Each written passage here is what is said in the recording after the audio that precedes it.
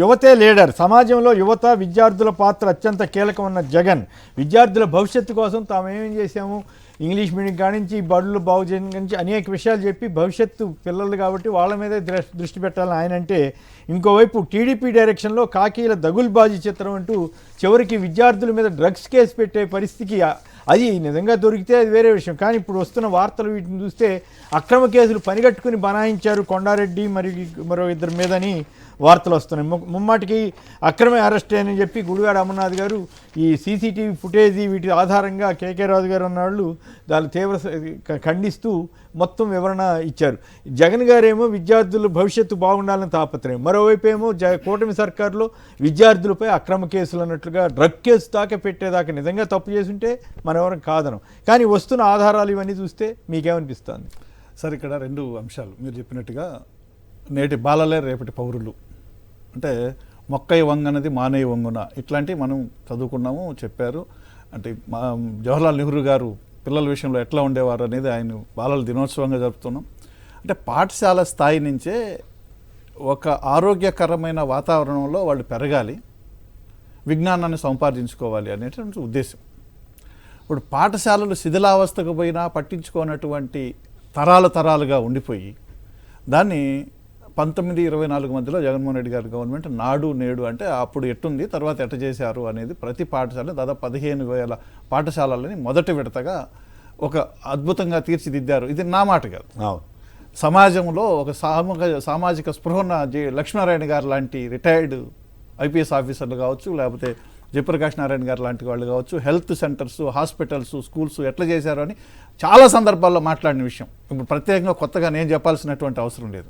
అందులో ఆయా గ్రామాలలో టీచర్లే బాధ్యత తీసుకునేటట్టుగా ఆ స్కూళ్ళని తీర్చిదిద్దితే దాని మీద జాతీయ నాయకుల బొమ్మలు, డిఫరెంట్ కలర్స్, వాష్రూమ్స్. ఎందుకంటే బాలికలు మంచినీళ్ళు తాగక పాఠశాలల మధ్యలో బాలికలకి వాష్రూమ్స్ లేకపోవడం వల్ల వాళ్ళకి ఇబ్బంది అవుతుంది కాబట్టి మంచినీళ్ళు తాగకుండా జబ్బులు తెచ్చుకున్నటువంటి రోజులు అటువంటివి గుర్తించి ఒక శుభ్రమైన పరిశుభ్రమైన ఆరోగ్యకరమైనటువంటి వాష్రూమ్స్, నీటి సరఫరా, మంచిగా బెంచీలు, ఒక డిజిటల్ రూమ్స్ లాగా తయారు చేసి విద్యా వ్యవస్థను ఒక గాడిలో పెట్టినటువంటి పరిస్థితిని మనం అందరం చూసాం. రెండోది అతి ముఖ్యమైనది, 10 మంది విద్యార్థులు, ప్రభుత్వ పాఠశాలల విద్యార్థులు, కార్పొరేట్ వాళ్ళు కాదు, 10 మంది ప్రభుత్వ పాఠశాలల విద్యార్థులు ఫిల్టర్ చేసిన తర్వాత 10 మంది యుఎన్ఓలో మాట్లాడడానికి సస్టైన్మెంట్ డెవలప్మెంట్ గోల్స్ దానికి సంబంధించి 10 మంది మన ఆంధ్రప్రదేశ్కి సంబంధించిన వాళ్ళు. That is the credit of the government schools ఆఫీసర్లు కానీ పాఠశాల ఉపాధ్యాయులు కానీ ఎవరైనా కానీ తీర్చిదిద్దినటువంటి పరిస్థితి. ఇవన్నీ మనం చూసిన తర్వాత అదే స్కూల్స్కి పవన్ కళ్యాణ్ గారు కూడా వెళ్ళి బ్రహ్మాండంగా ఉందని ఎప్పుడో చెప్పినట్టుగా నేను చూసాను సోషల్ మీడియాలో, బ్రహ్మాండంగా ఉంది పాఠశాల అని. అట్లా కర్నూలు దగ్గర ఏదో ఒక ఫ్యాక్టరీ పరిశ్రమ గురించి కూడా మాట్లాడిన సందర్భం చూసాం. ఇవి ఒరిజినల్గా జరిగినవి. రెండోది, విద్యార్థుల్లో నాయకత్వ లక్షణాలు రావడానికి గతంలో ఎన్నికలు ఉండేవి. విద్యార్థి సంఘ ఎన్నికలు జరిగితే వివిధ రాజకీయ పార్టీల అనుబంధ విద్యార్థి సంఘాలు కూడా పోటీ చేసి, ఇప్పుడు జేఎన్యూలో ఎలక్షన్ జరిగినాయి. మన చంద్రబాబు గారు నాయకుడు అయ్యాడంటే డెఫినెట్ గా ఆ తరం రాజశేఖర రెడ్డి గారు కావచ్చు, చంద్రబాబు నాయుడు గారు కావచ్చు, ఆ తరంలో ఉన్న కిరణ్ కుమార్ రెడ్డి గారు కావచ్చు, వీళ్ళందరూ ఈవెన్ ఆ తరంలో ఉన్న వాళ్ళందరూ విద్యార్థి దశలోనే నాయకత్వ లక్షణాలు పుణికిపుంచుకొని ఎన్నికల్లో పోటీ చేసినా చేయకపోయినా రాజకీయాలుగా ఉండి తీసుకొని నాయకులకు వచ్చి వాళ్ళకి ఒక సామాజిక స్పృహ ఉంటుంది, ఒక నాయకత్వం ఇది ఉంటుంది. అది లేకుండా కాంట్రాక్టర్లు కొడుకులో ఇంకొకళ్ళు రావడం వల్ల రాజకీయాలు ఈ విధంగా ఒక రకమైనటువంటి ఇబ్బందికరమైనటువంటి పరిస్థితికి వస్తూ ఉంది. ఇది జరగాలి. అట్లాగే సెనేట్కి, అకాడమిక్ సెనేట్కి కూడా విద్యార్థి రిప్రజెంటేటివ్ ఉండే వాళ్ళు ఎలక్షన్ల ద్వారా అవన్నీ పోయినాయి, కాలగర్భంలో కలిసిపోయింది. ఇప్పుడు ప్రపంచీకరణ నేపథ్యంలో వాటిని రద్దు చేసి నామినేటెడ్ సిస్టమ్కి వచ్చేసింది. ఇవన్నీ అక్కడ వచ్చినటువంటి పరిణామాలు. మరోవైపున మీరు ఇప్పుడు చెప్పినటువంటిది, ఈ విద్యార్థుల్ని బాగా తీర్చిదిద్దడానికి స్టాన్ఫర్డ్ యూనివర్సిటీతో కూడా ఎంఓయూ చేసుకుంది గతంలో ప్రభుత్వం. ఇంకా ముఖ్యంగా మీకు చెప్పాలి, ఇక్కడ ఇంగ్లీష్ మీడియం చదువులు ఎందుకు అని చెప్పి మేధావులు పెద్దవాళ్ళు మాట్లాడినారు. కానీ ఇప్పుడు ఇవాళ ఏమైందని సార్, దాన్ని ఏమన్నా తీసేయగలిగామా? తీసేయడం సాధ్యమవుతుందా? భరత్ అనే నేను సినిమా చూశాను, మీరు కూడా చూసింటారు. అందులో హీరో చెప్తాడు సీఎంగా హోదాలో కూర్చొని, ఏం ప్రభుత్వ పాఠశాల ఇంగ్లీష్ మీడియం వద్దనుకుంటున్నారా, తల్లిదండ్రులు వద్దనుకుంటారా, ఉచితంగా ఇస్తే ఎందుకు వద్దనుకుంటారు, ఎందుకు ప్రైవేట్ స్కూల్కి పోతున్నారని. సో ఆ రకమైనటువంటి పరిస్థితిని తీసుకొచ్చిన విద్యా వ్యవస్థ గాడిలో పడిన తర్వాత ఈ విద్యార్థుల్ని మరింత బాగా తీర్చిదిద్దడానికి చర్యలు తీసుకోవాలి తప్ప ఇట్లాంటి అక్రమ కేసులు పెట్టడాలు ఇవన్నీ ఒక దుర్మార్గమైనటువంటి చర్య. పోలీస్ అధికారులు కూడా గమనించాలా, ఆలోచించాలా. తప్పు జరిగిన కాడ దండించాల్సిందే. ఆ దండించడానికి కూడా ఒక పద్ధతి ఉంది. అవును. కౌన్సిలింగ్ ఇవ్వచ్చు, ఇంకోటి చేయొచ్చు. తప్పుడు కేసులు అయితే పెట్టకూడదు కదా. పెట్టి వేధించడానికి అవకాశం ఉండకూడదు. ఎందుకనంటే అది మానసికమైన స్థితి. ఇప్పుడు నిన్న మొన్న ఎక్కడో చూశాను, ఒక హెడ్ మిస్సెస్ ఆమె వేధిస్తే ఒక బాలిక పైనుంచి దూకేసింది. సో ఇటువంటి సిచ్యువేషన్ రాకుండా చూసుకోవాల్సిన బాధ్యత ప్రభుత్వాన్ని, అట్లాగే యంత్రాంగాన్ని కూడా. రైట్. అప్పుడు ప్రభుత్వం ఏమో విద్యార్థులను ఏ రకంగా తీర్చిదిద్దాలని తాపత్రయపెడితే ఇప్పుడు ఇట్లాంటి దిక్కుమాలిన కేసులు పెట్టి తద్వారా ఒక రాంగ్ మెసేజ్ వెళ్తుందో. ఒకవేళ నిజంగా వాళ్ళు తప్పు చేసింటే మనం ఆపలేం కదా. కానీ జరుగుతున్న పరిణామాలు. రైట్. నాగార్జున గారు మీరేమంటారు చెప్పండి, ఇప్పుడు మాట్లాడండి. సార్ ఆశ్చర్యకరంగా మీకు ఒకటి మళ్ళీ ప్రజలకు కూడా గుర్తుండాలి కాబట్టి చెప్తున్నాను సార్. 2024 ఎన్నికల సమయం మార్చి 19న విశాఖపట్నానికి సంబంధించి బ్రెజిల్ నుంచి ఒక షిప్ వచ్చింది. షిప్ లో 25,000 కిలోల డ్రగ్స్ జగన్మోహన్ రెడ్డి గారే తీసుకొచ్చారు ఎలక్షన్ లో పంచడానికి. అసలు విశాఖపట్నాన్ని డ్రగ్స్ క్యాపిటల్ చేశారు అని చెప్పారు సార్. చంద్రబాబు నాయుడు గారు చెప్పారు, లోకేష్ గారు చెప్పారు, పవన్ కళ్యాణ్ గారు చెప్పారు, అందరూ చెప్పారు. మొన్న నవంబర్ 27, 2024న ఆంధ్రప్రదేశ్ రాష్ట్ర ప్రభుత్వం కేంద్ర ప్రభుత్వానికి సంబంధించి ప్రిన్సిపల్స్ కమిషన్ ఫర్ కస్టమ్స్ ఎన్ శ్రీధర్ గారు కేసు నెంబర్ 220/2024 E0004 అని ఒక అఫిడవిట్ వేసి బ్రెజిల్ నుంచి ఆంధ్రప్రదేశ్ రాష్ట్రానికి వైజాగ్ పోర్టు దగ్గరికి వచ్చినటువంటి 25 కేజీల మెటీరియల్ అసలు డ్రగ్గే కాదని చెప్పారు సార్. 25,000 కేజీల డ్రగ్ అసలు డ్రగ్గే కాదు సార్, అది నార్మల్ ఇష్యూనే, డ్రగ్స్ కి దానికి ఎటువంటి సంబంధం లేదని చెప్పారు. కానీ ఎల్లకృష్ణ సాయంలో జగన్మోహన్ రెడ్డి గారిని ఓడించాలి, వైఎస్ఆర్ కాంగ్రెస్ పార్టీని ఇబ్బందులకు గురి చేయాలి, మనం అనుకున్నటువంటి వైజాగ్ పైన తప్పుడు దృష్టి కేంద్రీకరించాలని మేమే బెల్జియం నుంచో మేమే తీసుకొచ్చామని చెప్పారు. ఎప్పుడు 19th మార్చ్ పవన్ కళ్యాణ్ గారు. ఈ రోజు పరిస్థితి ఏంది, వాళ్ళే జగన్మోహన్ రెడ్డి గారికి సర్టిఫికెట్ ఇస్తారు. ఇటువంటి ప్రణాళిక ప్రకారం ఏదైనా కొండారెడ్డి అనే అతను విశాఖపట్నం జిల్లా వైఎస్ఆర్ కాంగ్రెస్ పార్టీ విద్యార్థి విభాగ అధ్యక్షులు.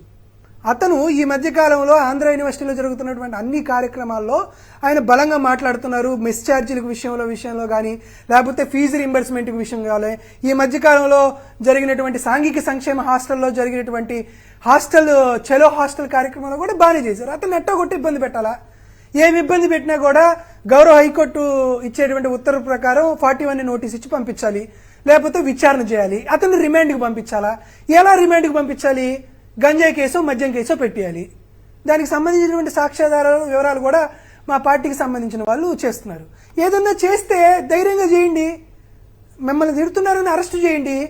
ఈ విధంగా పోలీసులు పెట్టి మమ్మల్ని భౌతికంగా మా మీద దాడులు చేసి ఆ అబ్బాయికి 24 ఏళ్ళు 25 ఏళ్ళు అదే ఆంధ్ర యూనివర్సిటీలో వెంకయ్య నాయుడు గారి నుంచి అందరూ చదువుకున్న వాళ్ళే, చాలా మంది చదువుకున్న వాళ్ళే, అక్కడి నుంచే పెద్ద పెద్ద నాయకులైనటువంటి వాళ్ళు ఉన్నారు.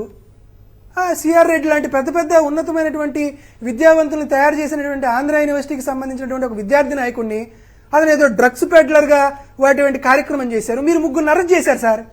3 అరెస్ట్ చేశారు. 3 అరెస్ట్ చేసి ఒకరిని ఆంధ్ర యూనివర్సిటీ స్టూడెంట్ ఆంధ్ర యూనివర్సిటీలో డ్రగ్స్ ఉన్నాయి అని ప్రచారం చేస్తున్నారు. మరి పక్కనే ఉన్నటువంటి గీతమ్స్ కాలేజ్ అబ్బాయిని కూడా అరెస్ట్ చేశారు కదా. సో గీతమ్స్ కాలేజ్ ఏంది, డ్రగ్స్ క్యాపిటల్ ఆఫ్ ఆంధ్రప్రదేశా? ఇంకొక అబ్బాయిని అరెస్ట్ చేశారు కదా, డాడీ ఇంజనీరింగ్ కాలేజు, తెలుగుదేశం పార్టీకి సంబంధించినటువంటి వ్యక్తి, మాజీ మంత్రికి సంబంధించినటువంటి కుటుంబానికి సంబంధించిన కాలేజు.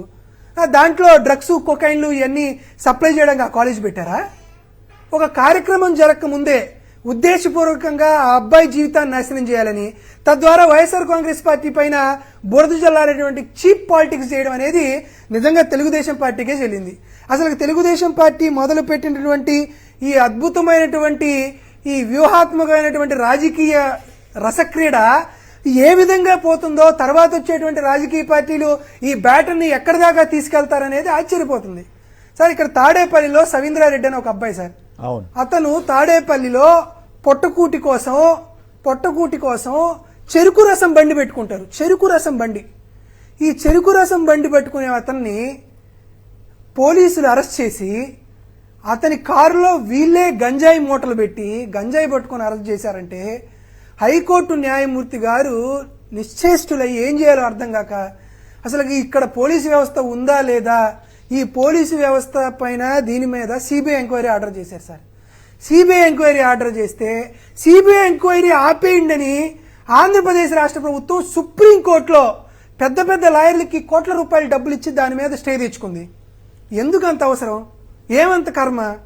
ఒక చిన్న సాధారణ సోషల్ మీడియా కార్యకర్తని అరెస్టు చేయడం కోసం సుప్రీంకోర్టుకి వెళ్ళి వాళ్ళందరికీ కోట్ల రూపాయలు ఖర్చు పెట్టాల్సిన అవసరం ఉంది.